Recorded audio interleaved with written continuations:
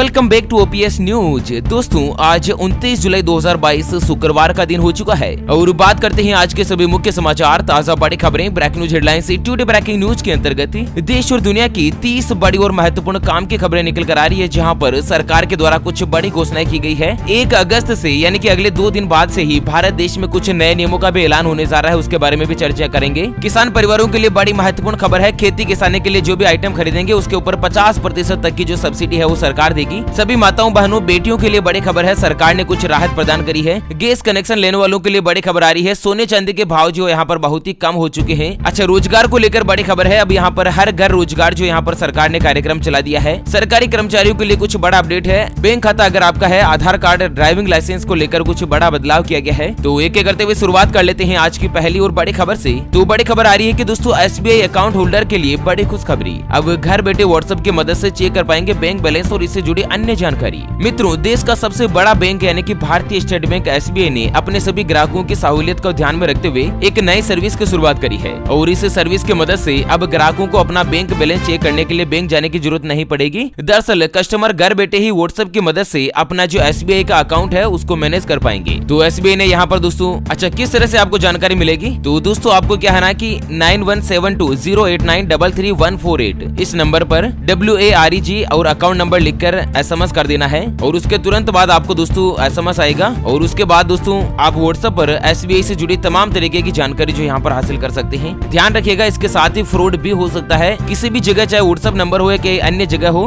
दोस्तों आपको अपना OTP जो है शेयर नहीं करना है और काम की जानकारी शेयर नहीं करनी है, ठीक है ना। अगली खबर आ रही है कि खेती की मशीनों पर 50% तक की सब्सिडी देगी सरकार, किसानों से मांगे हैं आवेदन। तो क्या है ना कि खेती किसानी में रोजाना नए नए इनोवेशन हो रहे हैं और इन इनोवेशन की वजह से किसानों के लिए भी खेती किसानी पहले के मुकाबले ज्यादा आसान हो गई है। महंगी कीमत की वजह से सभी किसानों तक इनकी पहुंच नहीं है और इसके लिए केंद्र और राज्य सरकारों के द्वारा इन खेती की मशीनों को खरीदने के लिए किसानों को सब्सिडी दी जाती है। यहाँ पर आपको बता दें दोस्तों कि खेती में जो भी नई मशीनें किसान परिवार खरीदने चाहते हैं ना, तो उसके लिए कई राज्य सरकारों ने सब्सिडी का प्रावधान किया है, जो कि 40 से लेकर 50% तक की सब्सिडी राज्य सरकारें देती है। ऐसे में आप कौन से राज्य में रहते हैं, आप हमें वीडियो के नीचे कमेंट बॉक्स में बताइएगा, ताकि आपके राज्य में कहां से और किस तरह से सब्सिडी मिलेगी पूरी जानकारी हम आपको कमेंट बॉक्स के रिप्लाई में दे सके, ठीक है। अगली खबर आ रही है कि अब एम्स में भी हो सकेगी मंकी पॉक्स की जांच, 24 घंटे के अंदर मिल जाएगी रिपोर्ट। तो देश में लगातार बढ़ रहे मंकी पॉक्स के मामलों के मद्देनजर देश की राजधानी दिल्ली में मंकी पॉक्स जो है ना और भी ज्यादा खतरनाक होता जा रहा है और लगातार इसके पॉजिटिव केस मिल रहे हैं। और इसके बाद सरकार ने दोस्तों एम्स हॉस्पिटल में भी सैंपल लेने के 24 घंटे के अंदर अंदर ही जांच रिपोर्ट देने की घोषणा कर दी है। यहाँ पर Indian council of medical research यानी कि एम्स के विभिन्न राज्यों में 15 लैब जो है मंकी पॉक्स की जांच के लिए पंजीकृत कर दिए गए हैं, ऑथराइज कर दिए गए हैं, ठीक है। और इसी के साथ अगली खबर है कि अब ड्राइविंग लाइसेंस में भी आधार की तरह घर बैठे बदल सकते हैं एड्रेस।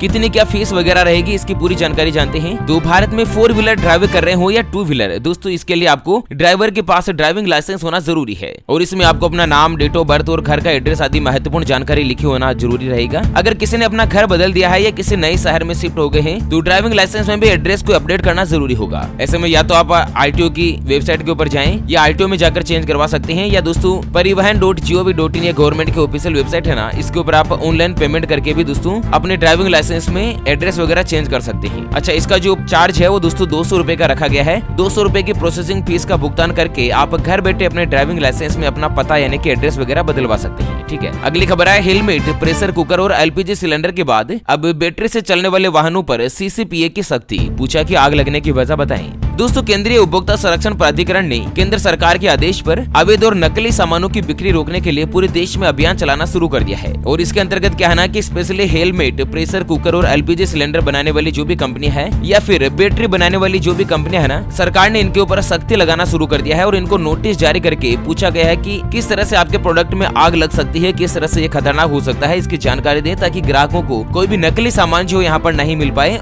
ओरिजिनल और असली सामान ही ग्राहकों को मिले ताकि दुर्घटना होने से बचा जा सके, ठीक है। और वहीं अगली खबर आ रही है कि आजादी के 75 साल तब और अब दुनिया की तीसरी बड़ी इकोनॉमी बनने की ओर बढ़ रहा है देश। तो यहाँ पर आपको बता दें दोस्तों कि भारत देश में आजादी के 75 साल पूर्ण हो चुके हैं और तब तो भारत जो है बहुत ही गरीब हुआ करता था, लेकिन आज की बात करें ना तो दुनिया की तीसरी बड़ी अर्थव्यवस्था जो है ना वो भारत देश बनने की ओर अग्रसर है। दोस्तों भारत में खाद्यान्न के मामले में पूरी तरीके से भारत देश आत्मनिर्भर हो चुका है। खाने पीने की जो चीजें है ना वो अभी विदेशों से नहीं मंगाई जा रही है, लगभग सभी प्रोडक्ट भारत में बन रहे हैं और गरीबों की पोजीशन में भी काफी अच्छा सुधार हुआ है। 75 साल बाद अब गरीबों की संख्या में कमी आना शुरू हो चुका है। भारतीय रुपए की वैल्यू लगातार बढ़ती जा रही है। इंटरनेशनल मार्केट में भी भारत देश की पोजीशन बनी है। तो कहीं ना कहीं दोस्तों आजादी के बाद भारत ने लगातार तरक्की ही करी है। चलिए अगली खबर है कि भारत में होगा महिला विश्व कप 2025। 4 साल के अंदर एशिया में 3 आईसीसी टूर्नामेंट। दोस्तों साल 2024 से लेकर 2027 के बीच एशिया में आईसीसी के 3 टूर्नामेंट होने जा रहे हैं, जिसमें महिला विश्व कप 2025 की जो मेजबानी है वो भारत देश करेगा। वहीं 2024 में महिला T20 विश्व कप की मेजबानी बांग्लादेश के पास रहेगी और इसके बाद श्रीलंका में महिला चैंपियन ट्रॉफी का पहला सीजन जो आयोजित किया जाएगा। तो कुल मिलाकर भारत देश के लिए बड़ी खुशखबरी है कि महिला विश्व कप 2025 जो है ना वो भारत देश में ही आयोजन किया जाएगा। ठीक है, चलिए अगली बड़ी खबर आ रही है कि अब हर हाथ को काम देगी योगी सरकार। OTP से तहसील कार्यालय तक पहुंचेगा रोजगार और कारोबार। तो उत्तर प्रदेश के सभी लोगों के लिए बड़ी खुशखबरी आ रही है कि यूपी की सरकार युवाओं को रोजगार और कारोबार मुहैया करवा रही है और इसके लिए दोस्तों सरकार ने लक्ष्य रखा है कि हर हाथ को यहाँ पर काम मिले, चाहे खुद का काम हो चाहे नौकरी मिले, लेकिन कोई भी बेरोजगार नहीं रहे। और इसी के मकसद से सरकार ने दोस्तों पैकेजिंग, डिजाइनिंग, ब्रांडिंग, मार्केटिंग और जरूरत के अनुसार पूंजी की उपलब्धता या इससे जुड़े लोगों को कौशल निखारने के लिए प्रशिक्षण आदि की सुविधाएं भी दी जा रही है। कुल मिलाकर गवर्नमेंट दोस्तों ट्रेनिंग दे रही है यहाँ पर ताकि ज्यादातर लोग बाग शिक्षित बने और कहीं ना कहीं दोस्तों लोगों को रोजगार मिले। चलिए अगली बड़ी और इंटरेस्टिंग खबर आ रही है कि इस राज्य में स्कूल सिलेबस से हटाया जाएगा मुगल शासकों का इतिहास।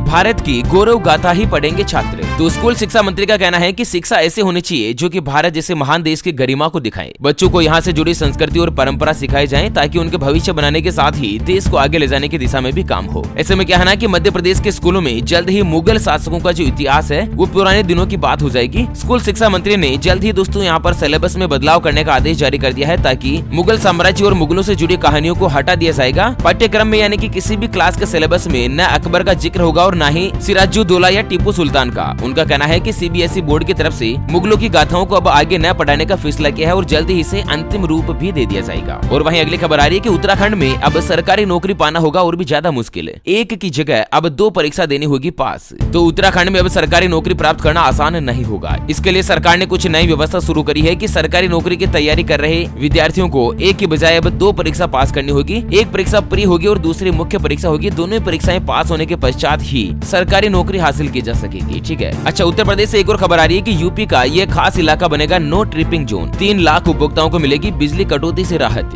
तो उत्तर प्रदेश के ऊर्जा मंत्री SK शर्मा का कहना है कि 75 जिलों में राजधानी का राजभवन खंड नो ट्रिपिंग जोन बनने जा रहा है। मतलब इसमें 24 घंटे बिजली की आपूर्ति सुचारू रूप से रहेगी और बिजली की जो कटौती है ना वो अब ग्राहक भूल जाएंगे। 24 घंटे में बिजली की कटौती बिल्कुल भी नहीं होगी। तो इसको लेकर सरकार ने कुछ अतिरिक्त प्रयास करने शुरू किए हैं। चलिए जानते हैं दोस्तों मौसम समाचारों से जुड़े कुछ अगली खबर और उसके बाद अन्य मुख्य खबरों की तरफ करेंगे चर्चा। लेकिन उससे पहले हमेशा की तरह एक नजर डाल लेते हैं आज के माइंड क्विज यानी कि गिवे वाले सवाल की तरफ। तो दोस्तों आज का माइंड क्विज वाला सवाल आप स्क्रीन पर देख पा रहे हैं। सोने की चिड़िया के नाम से किस देश को जाना जाता था? जी हाँ दोस्तों दोबारा सुन लीजिएगा। सोने की चिड़िया के नाम से किस देश को जाना जाता था? ऑप्शन ए अमेरिका को, ऑप्शन बी भारत देश को। तो फटाफट से लिखना है क्वेश्चंस का सही जवाब इस वीडियो के नीचे कमेंट बॉक्स में। और हाँ सही जवाब देने वाले किसी एक खास कमेंट्स को सिलेक्ट किया जाएगा हमारी OPS न्यूज टीम की तरफ से और उसे दिया जाएगा एक Vivo कंपनी का शानदार स्मार्टफोन मोबाइल बिल्कुल फ्री। ध्यान रखिएगा ये गिव बिल्कुल फ्री है, इसके लिए 1 रुपया भी चार्ज हमारी न्यूज टीम के द्वारा नहीं लिया जाएगा। चलिए मौसम समाचारों को लेकर बड़ी खबर सामने आ रही है। अगले 2 दिनों में गुजरात, राजस्थान सहित इन राज्यों में होगी भारी बारिश की संभावना। मौसम विभाग ने जारी कर दी चेतावनी। तो दोस्तों मौसम विभाग के मुताबिक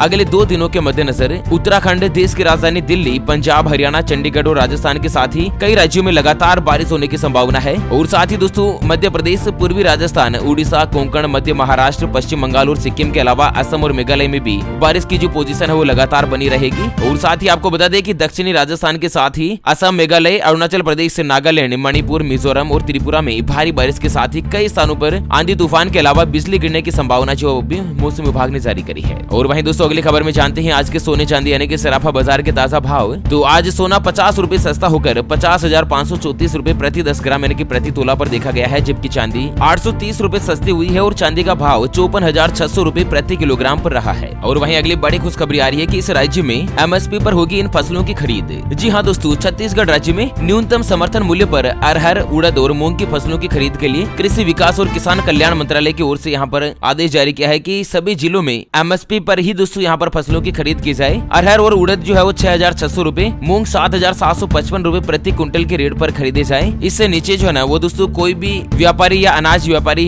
या कोई भी संस्था जो है ना इससे कम भाव पर किसानों से फसल नहीं खरीदे। ठीक है, चलिए अगली खबर आ रही है कि अगस्त में 18 दिन बंद रहेंगे बैंक, मुहर्रम, राखी और कृष्ण जन्माष्टमी पर नहीं होगा काम। तो दोस्तों अगस्त महीने में अलग अलग राज्यों में 18 दिन तक बैंक बंद रहेंगे। तो कब कब छुट्टी रहेगी तो आपको बता दें दोस्तों की 9, 11, 15, 19, 31, 12, 18, 13, 19 और 27 अगस्त को दोस्तों अलग अलग कारणों से बैंक जो है बंद रहेंगे। ठीक है, रेल कर्मचारियों के लिए अब कठिन होगा अवकाश लेना, रेलवे ने जारी कर दी नई गाइडलाइन। तो रेल कर्मी बीमारी का बहाना बनाकर अब घर नहीं बैठ पाएंगे, उन्हें अब 1 सप्ताह तक ही सिक यानी कि बीमारी का प्रमाण पत्र और हार्ड ऑन ड्यूटी यानी कि कार्य के दौरान घायल होने का प्रमाण पत्र मिलेगा। यानी कि कोई भी रेलवे कर्मचारी जो दोस्तों फर्जी तरीके से बीमारी का बहाना बनाकर अब छुट्टी नहीं ले पाएंगे। इसको लेकर सरकार ने कुछ नया आदेश जारी किया है। और वहीं बिहार से भी बड़ी खबर है कि बिहार में सरकारी कर्मचारियों के काम की अब होगी समीक्षा, समिति की रिपोर्ट के आधार पर ही होगा एक्शन। तो बिहार सरकार जो है वो 50 साल से ज्यादा आयु के कर्मचारियों के काम की समीक्षा करेगी। और भवन निर्माण विभाग ने दोस्तों 50 साल से ज्यादा आयु के कर्मचारियों की कार्य दक्षता और व्यवहारिक कुशलता की परख के लिए 4 समितियां बनाई है। अच्छा, 50 साल से ज्यादा उम्र के जो भी कर्मचारी है ना उनके कार्य की समीक्षा की जाएगी। जिनका काम सही तरीके से नहीं हो रहा है ना उनको अनिवार्य रूप से रिटायर्ड कर दिया जाएगा, सेवानिवृत्ति दे दी जाएगी। तो इस तरह से कुछ बड़ा आदेश जारी किया है सरकार ने।